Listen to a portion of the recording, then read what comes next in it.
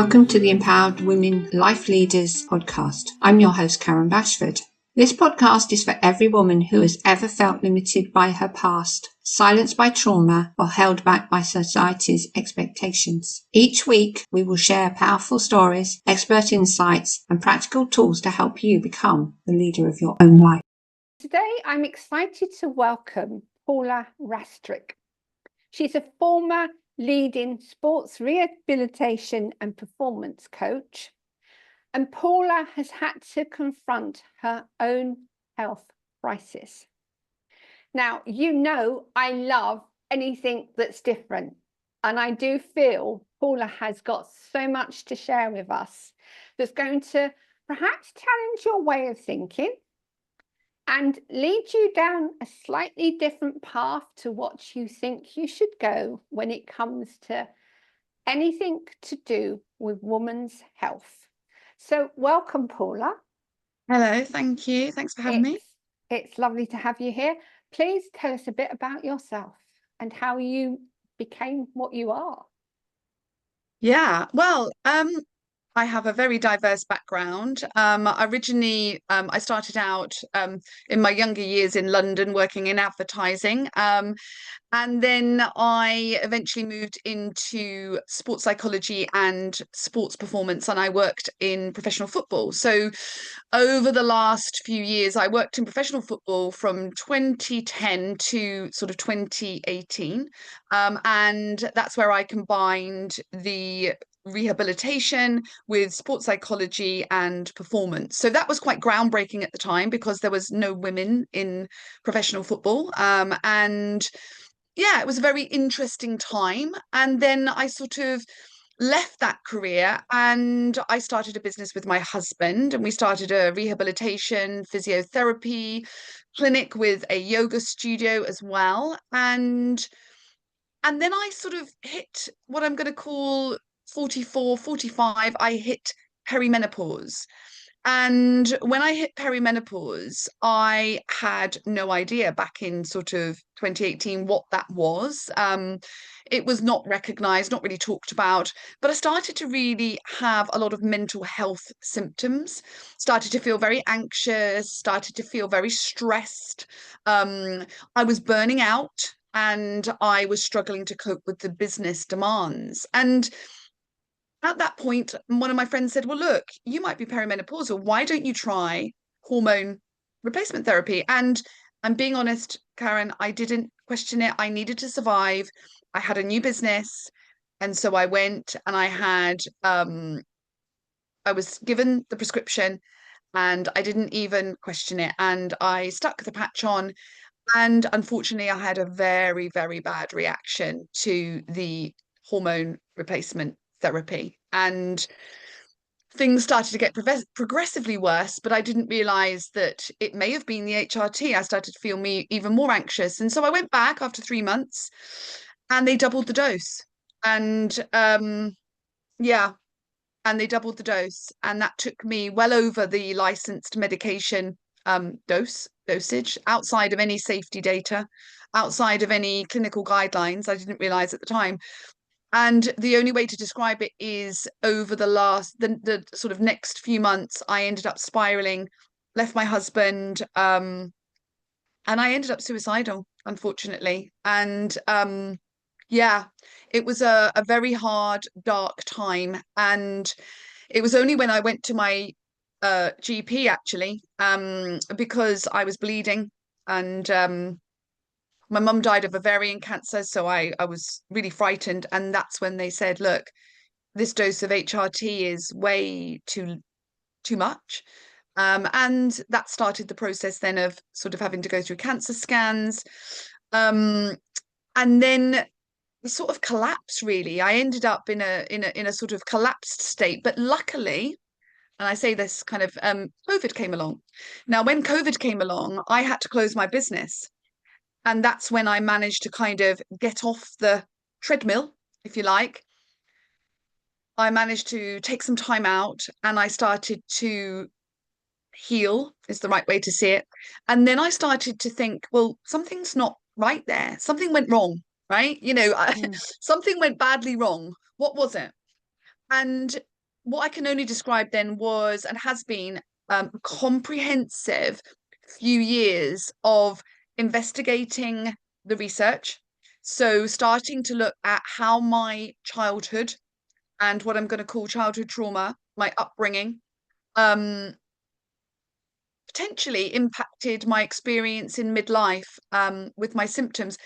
And I started to map it out, and I started to map it out, and I've spent years, and now I've written a book about it, because in a nutshell, I firmly believe that the biomedical model does not understand the biological consequences or the psychological, but let's talk about just the biological consequences of trauma. And they do not recognize that. And that is a real issue. And that is what I am fiercely campaigning for. Well, I'll join you on that one, because my own personal experience tells me that the body-mind connection comes from trauma as to how we are health-wise at any age, but particularly as we start going through the menopause or the perimenopause. And even at 68, I'm still dealing with the impact of childhood trauma. I'm still working my way through healing my own body. I'm lucky in that I don't have an illness anymore, but my whole back has been so tense. I've gone through a year of chiropractic support, Vedic support, and deep tissue support, because that's the only way I've been able to release the trauma from my back. So I think that's the thing. that. Yeah. I think the thing is, from working in professional football, I started to connect dots way back, because what I was seeing in professional football would be players who would be injured, right? And no recognition at all of the psychological impact of stress, relationships, all of that stuff. So to give an example of that would be, and this was quite groundbreaking at the time, I was doing stuff that was really innovative. So they would get rehabbed for a hamstring injury, and then they'd go back on the pitch, they'd get re-injured, right? And so from a physical perspective, the physios would say, right, his hamstring isn't strong enough. And I would say, it's not the hamstring, it's the connection between the brain and the body, right? So this is almost like they were thinking, you're speaking a completely crazy language, woman, right? So what I did was, behind their back, don't tell anyone, I started to integrate, I started to study the science of the brain and the body, and the science of safety, and the science of safety in the body, and the bottom up, so your communication from your body back to your brain. And I started to implement techniques, and it really took off. But because they didn't really know what I was doing behind the scenes, it was almost like a bit of witchcraft. Then what would happen is the players would go and say to another player, you should go and see Paula, right? Because she's really helped me. And so it just grew and grew and grew. But it was almost a bit like under the radar, because in those days in professional football, well, a woman in professional football for a start, but equally to start saying, look, guys, we've not just got a hamstring injury. We need to look at player. We need to look at the stress levels. We need to look at what's going on in their private life. We need to understand this. And it was never accepted. So I did it on the quiet. I can understand that. And even nowadays, sometimes it's questioned, why would you connect the body to the mind? It's almost like they're two separate parts.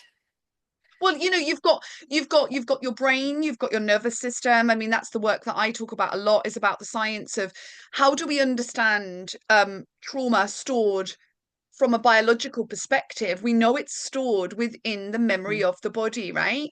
And even though we know that, and even though it's becoming a little bit more sort of, I don't even want to say mainstream, unfortunately, our medical model is not catching up. And so I'm very fiercely, when I look at, particularly around the issue of what I call hormonal sensitivity. So when we look at young girls like me, when I was struggling with my periods and my cycles, first thing they did was they put you on the pill. And now we've got the research, which no one really wants to discuss. So if we look at the research, I was put on the pill at 15. for my mental health and for my cycles. Well, that suppresses my normal cycle, which means then I don't produce enough progesterone, which means then that I am then my nervous system is becoming more dysregulated. And when we look at the science of the nervous system, we can see that pill at a young age, is particularly when your brain is still developing your nervous system, then you are can create mental health issues later on in adulthood. Do they want to talk about that? No, because we're still giving the pill out in the same, and it's the same one. You know, I talk to people, it's like microgynon, and I'm like, oh my, have they not moved forwards?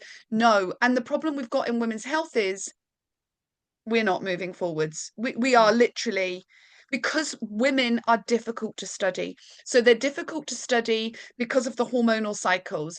You're only going to get studies done that have interest from pharmaceuticals, because they are funding the studies, right? So when we look, it's really poor, the research, but equally it's very biased. And so we're not having a joined up approach. We're just being fitted into the silos of the medical model and the research that's out there, you know, that fits a pharmaceutical model. And it's much more complex than that, as you know, and as I know.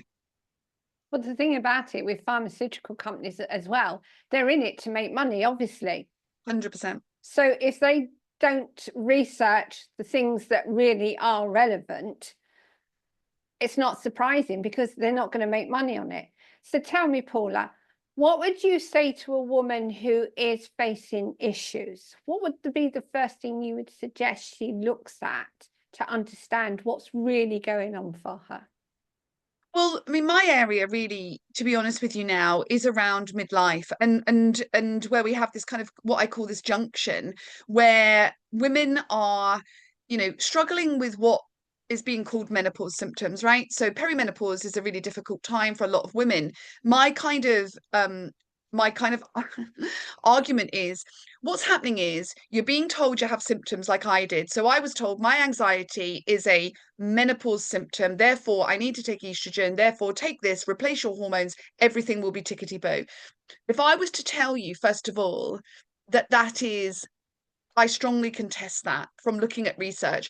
And unless a woman is informed, so my focus is on education, which is why I've written the book. I want to give people a map to say, look, here is a map. I'll make it as simplistic as I can, of your nervous system and how it works and how hormones work. That is going to help guide you to understand your own nervous system. Because my argument is every brain is unique, right? Every nervous system is unique. So unless you are educated, unless you take ownership, I didn't. So I'm not blaming anyone, right? Because I didn't. And that's why I'm so passionate about trying to get women to not do what I did, because it was a mess, right? Mm. But unless you understand your own brain and body and what your body's telling you. So the most important thing is, when you have anxiety, what is your body communicating to you?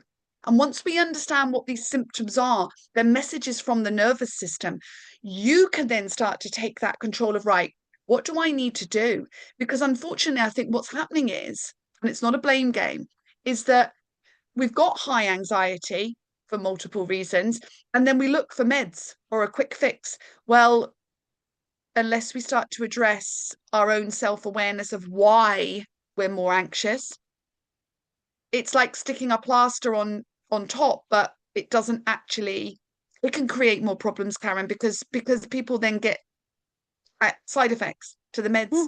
Then they put more meds in, and this is a real mess. And so my kind of thing is, look, I've had women that have come to me and they have been medded up, they've been put on hormones, that then they've had side effects. Instead of acknowledging, the medics acknowledging that the side effects are due to the hormone replacement therapy, they're then told to up their dose. They up their dose, which is what happened to me, right? things get worse. But instead of then acknowledging it's the hormone replacement therapy that's causing the problems, they're then given anti-anxiety medication. Then when you mix that in, because that then makes things worse, then put on antidepressants. I cannot tell you the amount of women. Now, what happens then is they start adding in supplements, then they start adding, because they're chasing answers and fixes. But what's happening is they're putting so much on top of everything that you no longer, your nervous system is no longer, you can't, it's a mess, right? So as simple as it sounds, probably I'm the only person, you might have the same mindset. My kind of solution is, listen, you need to start and take everything out. Yeah. Because unless you start taking everything away and you get back to some form of baseline, you are not going to know what your body's telling you. And your body is telling you something, right? And so I say to people, look, I'm not going to take money from you. I'm just going to give you, because every time they go to someone, whether it's a medic or it might be a holistic practitioner, because the way that they have their worldview, they might say something like, well, look, I'm going to add in X, X, X. And my kind of argument is we need to be taking it out and starting again, because everyone's adding more in and it becomes a mess. Mentally, physically. It's the only way, unfortunately, and I don't advise people to go, right, rip that patch off and then stop taking this. That's not what I'm saying. What I'm saying is there's a titration process. So like we do in trauma therapy, you titrate to expand the window of tolerance. When you're reducing something, then you have to go very slowly. You have to work with your body. What's your body telling you? And it has to be a very slow, and then you get back to, right, where am I at? Who am I? What am I experiencing? Because that's the only way, is to go through that and out the other side. And as scary as it sounds, that's exactly what I had to do. Well, I often say you need more courage to stay where you are than to actually make change. And it's true. If you keep repeating the same, you're going to get the same. So yes, it takes courage to change, but then if you're willing to face the reality that what you've been doing to yourself isn't working, courtesy of medical profession, holistic therapist or whatever, is not working, you've got to start coming back to the basics. And until you that's come back to the self, basics, isn't it? Yeah. Coming back to self in more ways than one, physically, mentally, psychologically, spiritually, even. It's like that self, because you lose self, and that's self-awareness, self-compassion, self-care, if you haven't got an anchoring, as hard as it is, in self, then you are not grounded, you're not rooted. You will be swayed by what this person says over here. Well, you should take this. Oh, you should do this. And unfortunately, you're getting advice from a million different people. I can see this, and you're ending up even more lost. Yes. And the trouble is, the more lost you become, the more you fumble around, not that actually your life is basically falling to pieces because you've been following so many other people's guidance, plus what you've already intaken from childhood. So when you look at your experiences and that of working with clients, what would you say to somebody who has reached that point where they're thinking, I'm just not getting better. If anything, I'm just continually getting worse. Who would you suggest they approach first? It's an interesting one, really, because it depends on what the client is presenting with in terms of their background. So one of the things, as simple as it sounds, if you don't take a full history, and I mean, people say this all the time, they'll say the words, oh, we treat everyone individually, medically, or they don't. It's very rare that they do. They don't. I'm sorry that sounds. If you do not start from the beginning, which is the way that I now work, is I start right from the beginning of their life, right? And I want to know, as they're talking to me and we're going through it, I'm asking questions, being curious about things, not delving into trauma, but delving into the relationships, delving into how they felt when they were 50. Once you start, I call it mapping, but once you start mapping that out with someone, then you yourself start to see the patterns. I think we're more intelligent than we actually realize, but we've given over our power. The amount of times I've worked with clients, right, and we've gone through it, and I ask them the right question, which is, so what do you think then?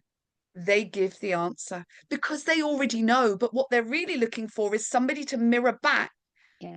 Okay, I give you permission to say you were right, because we're not tapping into our own intelligence and our own body intelligence. The amount of women I've worked with, and eventually when we've mapped it all out and I've just prompted, they've said, well, yeah, I already knew that. And actually, they already had the answers.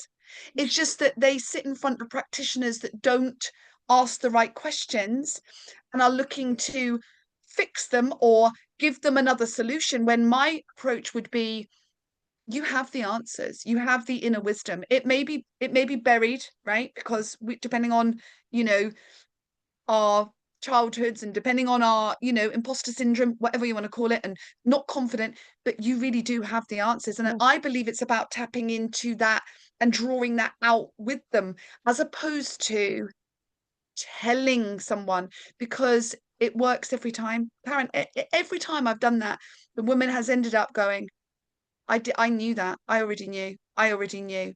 But now it makes sense because we've joined the dots up. Yeah. That is so empowering. And then they decide what they want to do themselves. Yeah, and the amazing thing is that because I was poisoned with antibiotics, I had to learn to listen to my body, because literally my body just come to a standstill. So I stopped eating a lot of foods because my body just went, don't even go there. I'm going to make you ill if you do. So I had Yep. to really listen. And I've realized that unwittingly, I've gone for things that actually is what I genuinely need. Even now, I'm finding that I'm rejecting food, so my body's giving me pain from the food I'm eating, whereas before it didn't, because it's now being cleared of all the past trauma because of all the work I've been doing. It's actually been allowed to say, I don't like this, I don't like that.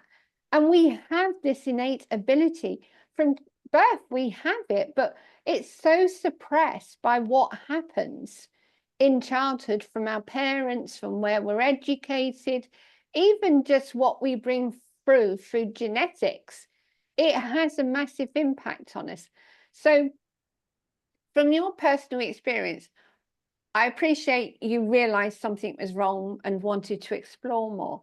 If somebody is genuinely looking for answers but has a family, let's say a family dynamic that constantly suppresses and puts them down, how do they deal with that? I think that's a really difficult one because I've been through that myself. So family dynamics and relationships are really difficult, aren't they? Because a lot of it's that sort of conditioning of it's family, therefore you are conditioned to either put up or take the role on. So I think when you look at what your role is, the best way to understand it is to step outside of it, which is really difficult. So when you can step outside of the dynamic and start to look at how much of my energy is being directed towards someone else who is taking my energy, and that person, because it will be about energy, and you yourself will have adapted into roles like the fixer, the rescuer, and you yourself, though, and this is really important. When I've looked at stepping outside of the roles that I've had in my life, it's not just the person who's taken my energy, it's also my responsibility to understand why I ended up taking on that role, because really they didn't ask me to take that role on. I took that role on, right? Subconsciously. And I think what happens is the subconscious reactions that we have, especially with nervous systems and the way we relate to people, we will automatically be drawn without understanding it consciously. We will be drawn into roles that replicate things that we've had in our childhood. And these relationships, for example, I've had one with my brother, can go on for years and years because I was almost conditioned from a young age to not want to be abandoned by my father. My father was an alcoholic. When my father died, that role that I had been given, this kind of parentified daughter, the one that looked after his emotional needs, abandoned myself, right? This is subconscious because you don't know that when you're 7, do you? Right? So as you're starting to develop subconscious roles, you're not integrating that consciously. But then what happened was my brother was then following the same trajectory. So alcoholism, right? So you know how it works. You know you're going to have, right? So where do I fit? What do?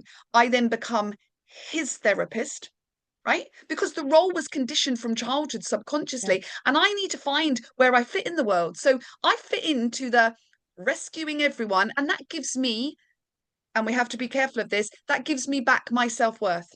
So my self-worth and my self-esteem is then wrapped up in me giving energy, pushing my energy towards somebody who really is taking my energy and I'm not getting any thanks for it, I'm being honest, right? You know, and I did that for years.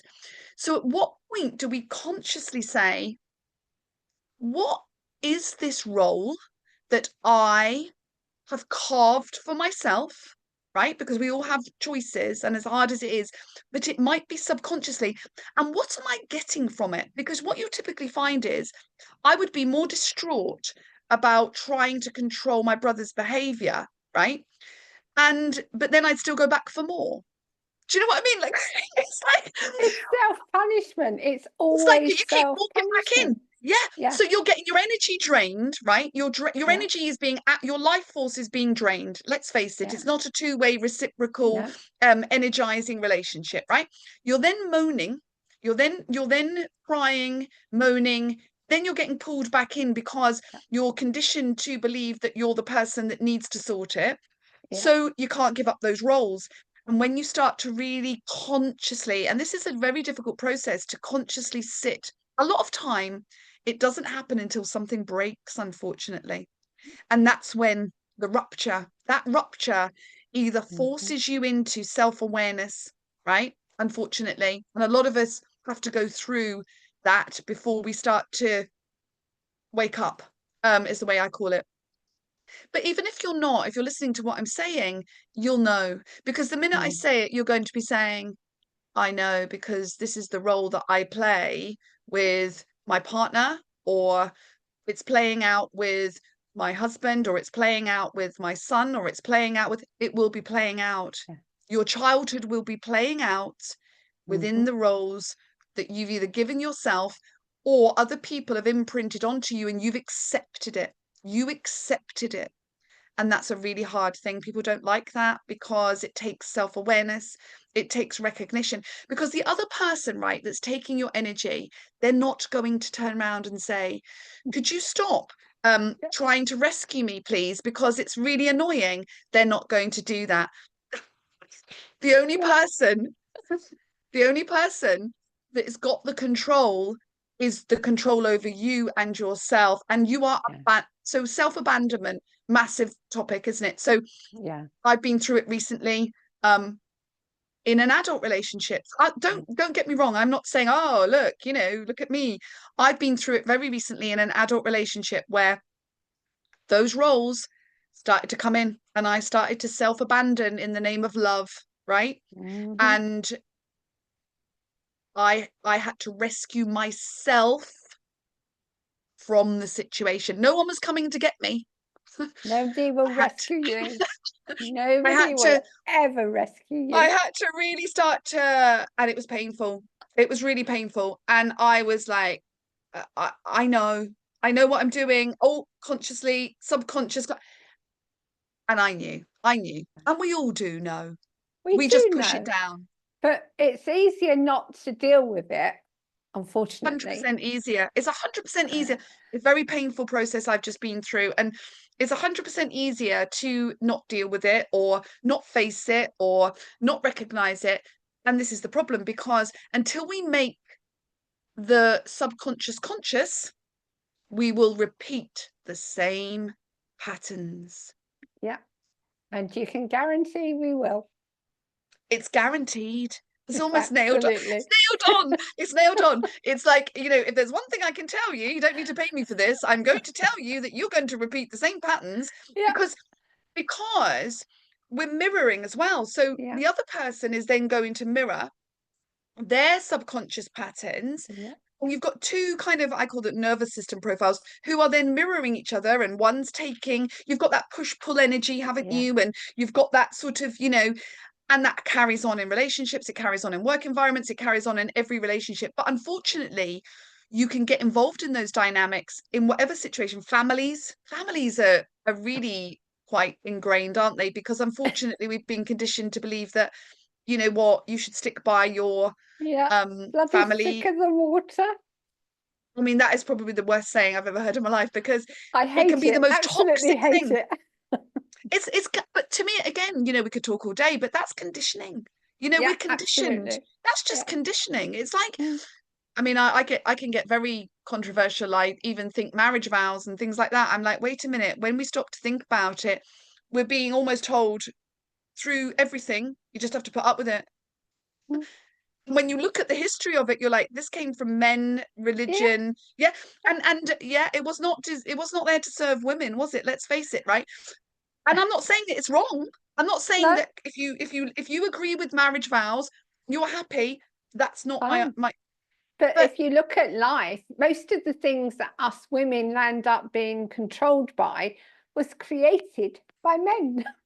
It's 100%. This is the thing. This is what I'm saying about when you start to question things, right? Or sort of start to say, wait a minute, actually, my whole life, right, I've been conditioned into this good girl, the good girl, you don't say anything, you just, like my mum, right? My mum was conditioned, girls, be quiet and don't speak. Well, she was abused physically, psychologically, and she died of ovarian cancer at 59. If you were to say to me, what do you think, and she was bulimic and anorexic, do you think that her mental health was related to the abuse? I would say to you, absolutely 100% it was. Yeah, it was, right? Absolutely. But because she repressed everything, because she was told, get on with it, soldier on. Oh, so soldier on with 3 children. And that's the other thing as well. I know I'm going to go. So my mum had my family, I've got there's 3 of us. I'm the oldest, right? I've ended up having one child, one son. And I remember my mum, before she died, saying to me, you're very selfish. And I said, what do you mean? And she said, well, you can't just have one child.